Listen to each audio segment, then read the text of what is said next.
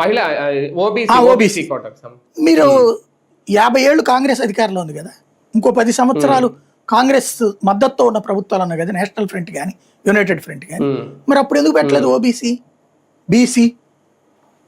ఎందుకంటే రాజ్యాంగం ప్రకారం ఎస్సీ రిజర్వేషన్, ఎస్టీ రిజర్వేషన్ ఉంది, ఓబీసీ రిజర్వేషన్ అనేది లేదు రాజ్యాంగం ప్రకారం.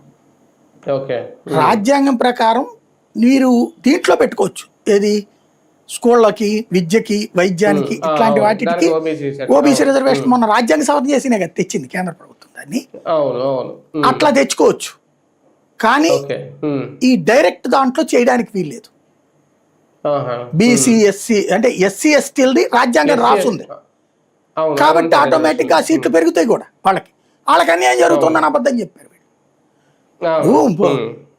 800 సీట్లకు పెరిగితే 800 వాళ్ళ రేషియో వాళ్ళకి ఆటోమేటిక్గా పెరుగుతాయి కదా.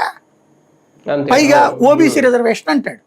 ఓబీసీ నీకు ఇప్పుడు ఉందా ఎక్కడన్నా? 50 ఏళ్ళు నువ్వు ఎందుకు చేయలేకపోయావు?